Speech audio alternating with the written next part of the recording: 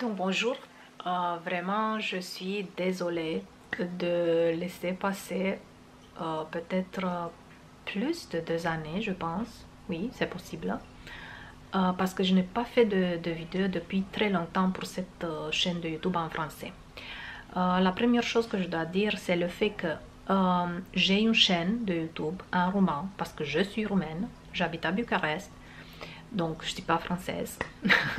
Même si dans ma tête, parfois, je pense, oh, j'aimerais bien vivre à Paris, dans une petite chambre de bonne, mais bon, c'est la vie. Pour l'instant, je suis à Bucarest. Et vous savez, le Bucarest, dans l'histoire, on l'appelait le Petit Paris. Bon, les raisons pour lesquelles on l'appelait le Petit Paris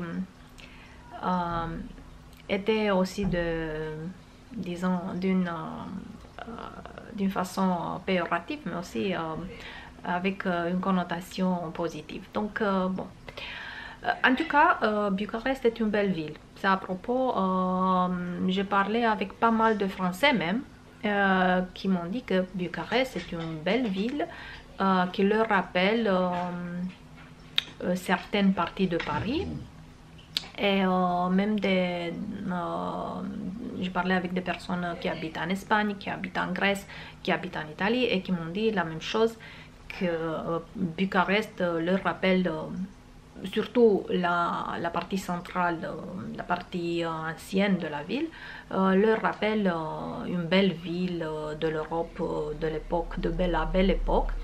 Bien sûr, bah, si tu pars de la belle zone centrale, du centre historique, tu arrives dans les quartiers communistes qui sont assez moches. C'est horrible. Hein. Il y a des quartiers où je ne vous conseille pas d'y aller. Même si les gens sont de plus en plus éduqués, il y a des personnes qui essaient de faire des choses de bonne qualité, mais on n'arrive pas. Mais vous le savez parce que même à Paris et en France, il y a le même problème. Bon, donc, je suis francophile. Je ne suis pas francophone, je suis francophile. Je parle le français assez rarement. Parce que j'utilise le français seulement quand j'ai des choses qui tiennent de mon travail.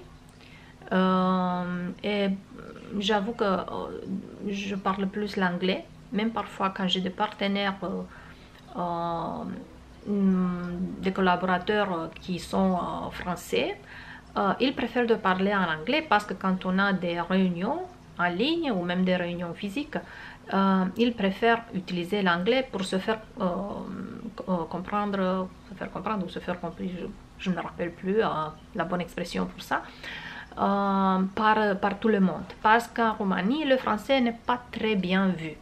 Même on a disons, cette blague, bah, si tu parles en français, tu donnes l'impression à ton interlocuteur que tu lui dis des mauvais mots. Oui. Et bien que dans la période entre les guerres, à Bucarest, et pas seulement à Bucarest, même dans les villes de Provence, on utilisait beaucoup le français. Je me rappelle bien quand j'étais enfant. Bon, quand j'étais enfant, c'était la période communiste. Je suis née en 1977 et à la révolution roumaine, quand on a fini avec le communisme, j'avais 13 ans. Mais dans mon enfance et mon adolescence, j'ai entendu à mes oncles, à mes tantes, dire parfois, quand ils venaient rendre visite à mes grands-parents, bonsoir. On disait bonsoir. On utilisait mon cher. On utilisait par exemple pour notre monnaie, on disait franc. Même, vous savez bien qu'avant l'euro, vous avez eu les francs français. Voilà. Donc, dans la période entre les guerres en Roumanie, donc au début, dans la première partie du XXe siècle, les Roumains aimaient le français, on parlait français. Et il y avait une petite culture française du salon, on disait comme ça. Ça veut dire les personnes plus mondaines, les artistes, les personnes qui avaient un peu plus d'éducation parlaient un peu de français à la maison avec leurs enfants, avec leur maîtresse, voilà. Et donc c'était une preuve d'élégance. Disons en 1930 quelque chose, en Roumanie, si tu aimais une femme, ben alors si tu lui écrivais une petite lettre, c'était bien de lui adresser la parole comme ça, ma chérie, ma chère, euh, euh, mon amour. Donc ces expressions étaient utilisées. Bon, voilà. Moi j'aime le français, mais je vous ai dit, j'ai pas la chance de parler très souvent le français. Et c'est pour cela que j'ai fait cette chaîne YouTube. Et après, je vous dis, très honnêtement, j'ai été surprise de voir des réactions et des commentaires, même si de personnes qui parlent français, même si je ne suis pas trop présente ici. Alors je mets une vidéo, je sais pas, tous les 6 mois, tous les 8 mois. Ça ne c'est pas comparable avec ma chaîne en roumain où je mets une vidéo pratiquement chaque semaine minimum. Il y a des semaines où j'arrive à mettre 2 vidéos. Voilà. Et j'ai aussi un blog sur lequel j'écris en roumain. Je ne sais pas si en français on dit une blog ou un blog. Je ne me rends pas compte en ce moment. C'est pas féminin. En roumain, c'est masculin. Bon, maintenant je vais vous raconter un peu sur moi parce que j'ai fait une vidéo avec ce sujet, 20 choses sur moi. Maintenant je ne sais pas combien de choses je vais dire sur moi, je ne vais pas les compter, mais je vais vous dire comme ça. J'ai 47 ans, voilà. Je travaille dans la communication, mais j'ai ma propre boîte, disons. Mais je travaille toute seule. J'ai des contrats de service avec des petites sociétés roumaines qui ont comme objet d'activité surtout les cosmétiques, les parfums, production, distribution, ça dépend. J'ai aussi des petits projets comme créateur de contenu.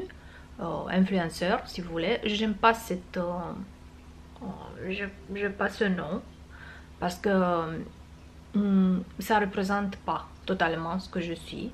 Moi je suis quelqu'un qui aime écrire, qui aime exposer ses expériences. Je sais bien parler en public. J'ai aussi des articles dans des revues roumaines. J'ai des petites interventions à la télévision roumaine, mais la raison pour laquelle je ne suis pas trop invitée dans les émissions, disons, sur les parfums ou sur les cosmétiques, tout ça, parce que je ne suis pas une vedette, et aussi je ne suis pas une experte dans le domaine, je suis seulement quelqu'un qui écrit, qui parle beaucoup dans l'espace public. Voilà. Qu'est-ce que je peux vous dire encore? Je suis passionnée par les parfums depuis un âge très jeune. Donc, imaginez-vous bien, bon, je ne sais pas si vous pouvez vous imaginer parce que vous qui regardez cette vidéo maintenant, vous êtes sûrement ou de France ou des autres pays qui ne sont pas passés par le communisme. Donc, vous ne pouvez pas vous imaginer vivre une vie avec avec les boutiques vides, avec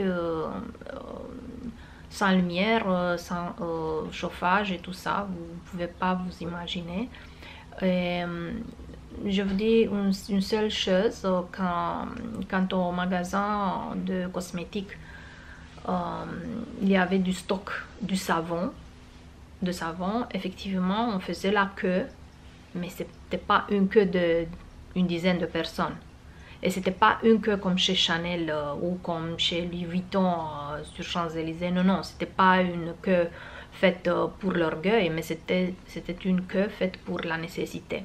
Et on faisait la queue pour toutes les choses, pour le savon, pour le lait, pour le pain, même pour les aliments. On avait une petite cartelle et on ne pouvait pas acheter plus. Donc si on était 3 personnes en famille, on pouvait acheter seulement un pain et demi. C'était tout. On ne pouvait pas acheter plus. Donc c'était la même chose quand tu voulais acheter du savon, du déodorant. Je parle pas du parfum, le parfum c'était... il y avait des parfums dans les magasins, mais très peu. C'était des parfums fabriqués en Roumanie. C'était très bon quand même, mais ils étaient, comment dire, les gens ne sentaient pas ce besoin d'avoir un parfum parce que quand tu avais faim, quand tu avais froid, quand tu n'avais pas de l'eau chaude pour prendre une douche, c'était très difficile de penser à mettre de la crème ou un parfum ou tout ça. Mais quand même, j'ai eu une petite obsession depuis que j'étais toute petite. J'ai fait une collection de savons parfumés, mais c'était très difficile. Je ne vous dis pas dans quelles conditions. J'arrivais à avoir de temps en temps un savon, Fa, si vous connaissez cette marque allemande. Il y avait aussi des savons roumains. J'ai jamais eu de Guerlain, Chanel, Yves Rocher même. La première fois de ma vie, quand j'ai eu un produit Yves Rocher dans mes mains, j'avais 16 ans. Et pour moi, ça a été... je pensais que c'est irréel. Donc, depuis que j'étais toute petite, j'étais obsédée par les cosmétiques, par les parfums, par tout ça. Ben, imaginez-vous bien que si à 8-9 ans, quand les filles à cet âge-là veulent des jouets, si tu me mettais devant moi un parfum et une poupée, j'aurais choisi, pardon, les parfums, pas la poupée. Parce que la poupée, bon, ça passe. Mais les parfums, c'était pour moi une vraie obsession. Et à partir de 10 ans, j'utilisais de temps en temps la crème de visage de ma mère. Bon, imaginez pas que c'était comme aujourd'hui. À cette époque-là, les femmes avaient une crème de visage, une seule crème de visage dans la salle de bain. Et on l'utilisait de temps en temps. Même il y a des femmes qui utilisaient la crème de visage seulement pendant le week-end. Donc c'était pas tous les jours parce qu'on se permettait pas. Effectivement, on se permettait pas. Et alors moi je mettais mon petit doigt et j'arrivais pas à renfermer le couvercle de la crème, du pot de la crème. Et ma mère observait et elle me disait qu'est-ce qui se passe. Et après je lui ai dit maman tu sais de temps en temps j'utilise ton crème. Ah non non mais je l'utilise pas parce que tu vas faire mal à ton visage. Et bon, et lorsque je suis arrivée à la faculté à Bucarest, quand j'avais 19 ans, effectivement, je partageais mon peu d'argent entre les livres et les cosmétiques. Je vous dis sincèrement, je préférais ne pas manger. On mangeait du pain et des pommes de terre, ou du pain et la margarine, pour avoir un livre et pour avoir des parfums et des trucs comme ça.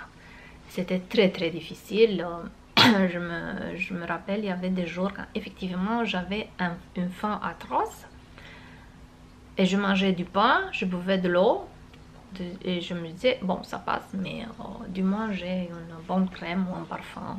Bon, imaginez pas que j'avais de Dior, hein, non, c'était des parfums. Je me rappelle pas même les noms parce qu'il y avait toutes sortes de parfums qui sont entrés en Roumanie après la Révolution, toutes sortes de marques, mais il y avait aussi de Coty, bon, il y avait aussi une parfumerie au centre de Bucarest, elle s'appelait la parfumerie Castel, ce qui signifie château en français, voilà. Et il y avait là-bas toutes sortes de parfums, Bulgari, Chanel, Givenchy, tout ça. Mais c'était très cher et tout était derrière les femmes qui faisaient la vente. Donc tu ne pouvais pas effectivement comme chez Sephora ou chez Mariano aller prendre le testeur et sentir. Non, si tu voulais quelque chose, tu devais demander à la dame si elle peut te passer le testeur pour sentir le parfum. Et ça c'était assez... gênant parce que moi j'étais une étudiante et c'était visible sur mon visage et sur vous savez sur mes vêtements que je ne me permets pas d'acheter un parfum. Mais alors les dames là elles étaient très sévères, elles avaient l'air d'une professeure d'une institutrice et j'osais pas. J'ai osé entrer 2 fois avec une amie, j'avais une très belle amie. Elle aussi n'avait pas trop d'argent, mais de temps en temps ses parents lui donnaient de l'argent pour s'acheter Elle avait, par exemple, elle avait un Chanel numéro 5. Ça, c'était pour moi. Et aussi, j'ai eu la chance d'avoir une autre amie qui avait des parfums Guerlain. Et quand j'ai découvert les parfums Guerlain, le premier parfum Guerlain que j'ai senti, c'était Samsara. Quand j'ai senti Samsara, je me suis dit, ça c'est le dieu des parfums. Pratiquement à cette époque-là, j'ai senti Trésor, Lancôme. Et après, Samsara. Après, il y avait des parfums de Revlon, des parfums d'Estée Lauder. Estée Lauder, en fait, parce que c'est comme ça, Clinique. À un moment donné, Estée Lauder et Clinique avaient une très belle boutique sur l'avenue de la Victoire. Avenue de la Victoire, en fait, c'est Cala Victoria en romain. C'est la plus belle rue de Bucarest. Effectivement, tu as la sensation que tu n'es pas à Bucarest, que tu es dans une ville quelque part dans le ouest de l'Europe. Même un petit peu à Paris. Paris, je sais pas, à Vienne, bien un tout petit mélange. Bon, voilà un peu d'introduction pour refaire un peu le contact avec vous. En tout cas, je remercie à tous ceux qui ont vu mes vidéos pendant cette période, pendant cette pause. Je vous remercie pour les commentaires parce que sincèrement, je mets ici des vidéos si rarement, je ne m'attendais pas que les gens continuent de laisser des commentaires de temps en temps. Le plus récent commentaire, j'ai reçu il y a 2 semaines et ça m'a posé une question dans ma tête. Et je me suis rendu compte que j'ai pas mis de vidéo, mais quand même les gens continuent d'y entrer, d'y voir les vidéos et de laisser des commentaires. Et ça c'est pour moi c'est quelque chose. Bon, ça c'est tout. Bien sûr, laissez-moi des questions. Je réponds d'une façon très honnête, très ouverte même. Voilà, je vais continuer d'y mettre de vidéos.